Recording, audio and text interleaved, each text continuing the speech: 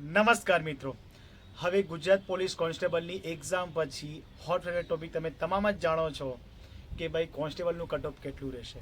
હવે તમે એ પણ જાણો છો કે તૈયારી દરમિયાન જે બ્લોગર હતા, કે જે એસ્પિરન્ટ હતા અને જે બ્લોગર બની ગયા હતા, મારા નજર સમક્ષ જો હું ખોટું ન પડતો લગભગ 8 જણ એવા છે. મિત્રો, મેં પર્સનલી મતલબ ક્રોસ ચેક પણ કર્યું છે. એ 8 ઉમેદવારો કે જે અત્યારે યુટ્યુબ પર છે અને હોવું જોઈએ, બહુ સારી સ્કિલ છે, પર ક્યાંક ને ક્યાંક એ 8 વ્યક્તિ અત્યારે પાર્ટ એમાં ફેલ છે. મિત્રો, અહીં બાજુ કોને ક્રિટિસાઇઝ નથી કરતો, પણ તમને કહેવા શું માગું છું, ખાસ એ બાબતને પકડજો. તમે જુઓ છો કે અત્યારે તમે જ્યારે સવારે ઉઠો છો, તમે તમારું યુટ્યુબ ઓપન કરો છો, તો તમને એકનો એક વ્યક્તિ વારંવાર કે ભાઈ મેરિટ આટલું રહેશે, મેરિટ આટલું રહેશે, અને પાછું દર 2 દિવસે એના મેરિટ ચેન્જ થાય છે. તકલીફ ત્યાં છે. હવે તમે તમામ જાણો છો કે અત્યારે ગુજરાતનો માહોલ એવો છે કે મોટા ભાગનો વર્ગ એવો છે કે જે 100 થી 110 માર્કની વચ્ચે મતલબ તમામ વિદ્યાર્થીઓ છે. હવે સહજ જો એવું કહેવાય કે દુખતી નસ કોઈની હોય ને, તો આ છે કે ભાઈ મેરિટ કેટલું રહેવાનું છે. હવે ધારો કે એક્ઝામ્પલ આપું, હું આજે એક વિડીયો બનાવું છું, એમાં હું કહું છું કે ભાઈ 105 પર કટ ઓફ રહેશે. 2 દિવસ પછી હું પોતે જ પાછો યુટ્યુબ પર આવું છું, હું જ તમને કહું છું કે ભાઈ મને એવું લાગે છે જનરલનું 110 પર રહેશે. તો જ્યારે મારો પહેલો વિડીયો જોઈને જે વિદ્યાર્થી કે જે અત્યારે ખરેખર 105 માર્ક પર છે, એનું થઈ ગયું હતું એવું કે ભાઈ હું પાસ થઈ જઈશ. પછી હું જ 2 દિવસ પછી ફરી આવું છું અને એવું કહું છું કે ભાઈ 110 પર જશે. તો તમે વિચારો કે એ વિદ્યાર્થીની વેદના, એ વિદ્યાર્થીની જે નિશાસા, જે હાય છે, તમને કેવી લાગશે. બે હાથ જોઈને વિનંતી કરું છું, એવા બ્લોગર, એવા યુટ્યુબર કે જે અત્યારે ફક્ત ને ફક્ત વ્યૂઝ લેવા માટે તમે ગમે તેવા તાત્પર્ય, ના તમારા પાસે કોઈ રો ડેટા છે, ના તમારું કોઈ એનાલિસિસ છે, તમે ફક્ત કોઈ બીજા વિડીયો બનાવ્યો તેના પર જોયું અને તમે પોતે પણ આવીને ગમે તે વિડીયો બનાવી દીધું. પ્લીઝ આવું ના કરો. ખરેખર એક જે સાચા એક્સપીરિયન્સ, તમે પોતાની જાતને પૂછો ને, જ્યારે તમે લોકો તૈયારી કરતા હતા, તમે આખો દિવસ તમારો વિડીયો પણ તમે બનાવતા, એમાં ખોટું કાંઈ નથી. તમે તમારો વિડીયો ક્લિક કરતા હતા, તમે મહેનત, તમે તૈયારી કરતા હતા, અને ક્યાંક જે પેપર આવું આવ્યું એમાં તમારા અત્યારે પાર્ટ એમાં માર્ક્સ નથી થતા, તો તમે વિચારો કે જો અત્યારે તમને જેટલું દુઃખ થાય છે ને, એટલું જ દુઃખ જ્યારે તમે કોઈ વ્યક્તિને જ્યારે ખોટું તમે આશ્વાસન આપો છો, જ્યારે તમે કોઈક વસ્તુ કહો છો કે ભાઈ મેરિટ આટલું રહેશે, એ વિદ્યાર્થી તમને જુએ છે, તમારા પર બ્લાઇન્ડલી ટ્રસ્ટ કરે છે, અને એના પછી 2 દિવસ પછી તમે જ પોતે આવો છો, અને પછી તમે તમારા સ્ટેટમેન્ટથી તમે ચેન્જ થઈ જાઓ છો. તો પ્લીઝ, આ જે પેનિકનેસ છે, આ જે વસ્તુ છે, એ બહુ દુઃખ આપે તેવી છે. તો મેં તમામ ભાઈઓને એક વિનંતી કરવા માગું છું કે અત્યારે જે મિત્રોના 105 થી 110 માર્ક્સ, કારણ કે આપણે તમામ જાણીએ છીએ કે અત્યારે આખો મોટો વર્ગ, આખા ગુજરાતના મોટાભાગના વિદ્યાર્થીઓ એવા જ છે કે જે લોકોના માર્ક્સ અત્યારે 100 થી 110ની વચ્ચે થાય છે.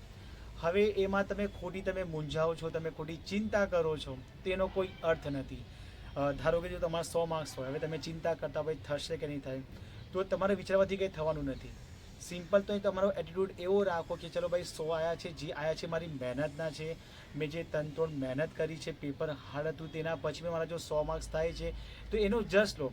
મેરિટમાં આવો ન આવો ઇટ્સ સેકન્ડ થિંગ, પણ તમે જે મહેનત કરી છે, તમે જે વસ્તુ, તમે જે તમારો ઇનપુટ આપ્યો હતો, અને તેના આઉટપુટ તરીકે તમને જે માર્ક્સ મળ્યા છે, તેનું જસ્ટ લેતા શીખો ને.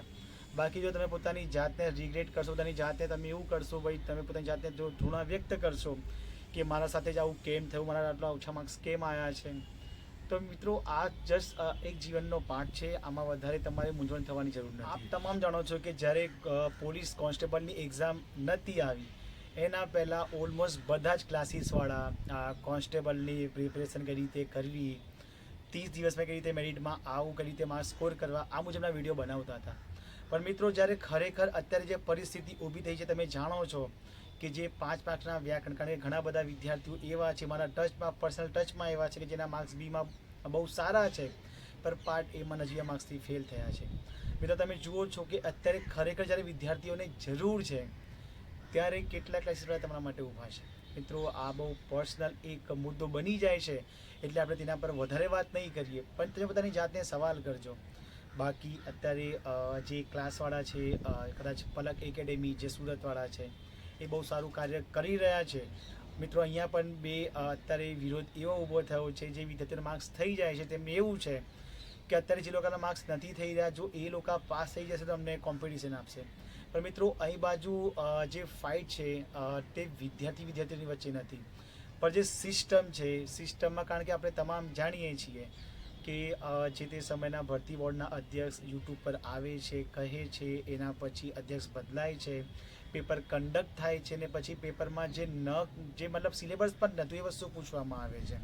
તો અહીં બાજુ સ્વાર્થ રાખ્યા વગર પોતાની જાતને સવાલ કરો કે તે કેટલું યોગ્ય છે.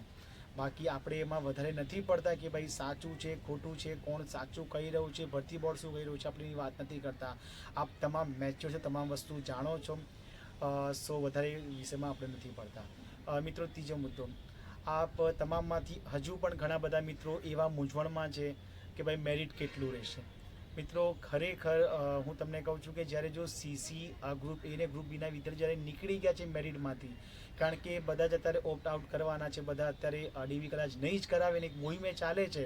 અને તમે પણ પ્રયાસ એવો જ કરજો, અત્યારે મેરિટમાં પડવા તમે ખાસ પ્રયાસ એવો કરો કે જે મિત્રોના માર્ક્સ બહુ સારા છે, જે મિત્રો અત્યારે બીજી જોબ લઈ લીધી છે, તો એવા મિત્રોના ડેટા તમે અત્યારે અમારા જેવા કાં તો કોઈ ક્લાસીસવાળા સુધી એવા ડેટાને પહોંચાડો, તો અમે પ્રયત્ન એવું કરીશું કે એ લોકોને કન્વિન્સ કરી શકીએ. કારણ કે મિત્રો, અત્યારે એક્ઝામની તૈયારી આપણા હાથમાંથી આપણે તૈયારી કરી, જેટલા પણ માર્ક્સ આવ્યા હોય એ આપણા મહેનતના માર્ક્સ છે, પણ હાલ આનાથી આગળ શું થઈ શકે તેના પર ફોકસ કરો. એની જગ્યાએ આપણે શું કહી રહ્યા છે કે ભાઈ કોઈ વ્યક્તિએ વિડીયો નાખ્યો, મેરિટ કેટલું રહેશે, ફક્ત ટાઇટલમાં નાખી દીધું, થંબનેલમાં આવું લખી કાઢ્યું ને આપણે ફટ જઈને વિડીયો જોઈ લઈએ છીએ.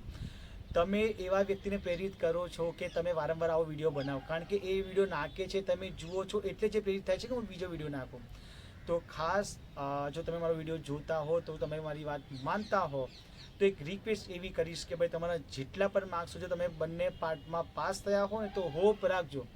હું અહીં એવું નથી કહેતો કે ભાઈ કેટલા પણ મેરિટ રહેશે, કારણ કે આગળ આપણે મેરિટ માટેનો વિડીયો બનાવ્યો છે, એ જોઈ લેજો. કારણ કે અત્યારે હું તમને ફરીથી મેરિટની વાત કરીશ તો વારંવાર એ કેટેગરીમાં હું પણ આવી જઈશ કે ભાઈ તમે વારંવાર વિડીયો બનાવો છો એમાં મેરિટ કહો છો. તો ખાસ કે જે લોકોને મેરિટનું મૂંઝવણ છે, આગળ આપણે વિડીયો જોઈ લેજો.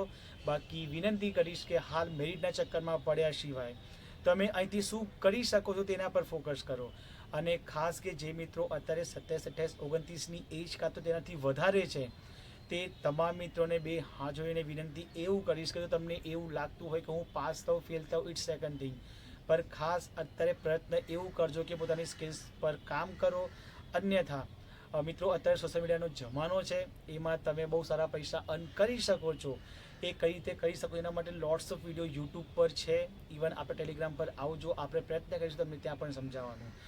બાકી મિત્રો, વિડીયોને વધારે લાંબો નથી કરતા, વિડીયોને અહીંયા જ આપણે સ્ટોપ કરીએ છીએ. તમને જે કાંઈ મૂંઝવણ હોય ખાસ પ્રશ્ન કરજો, હું તમને જવાબ આપવાનો પ્રયત્ન કરીશ. મિત્રો, મળીએ છીએ નેક્સ્ટ વિડીયોમાં. જય હિન્દ, જય ભારત.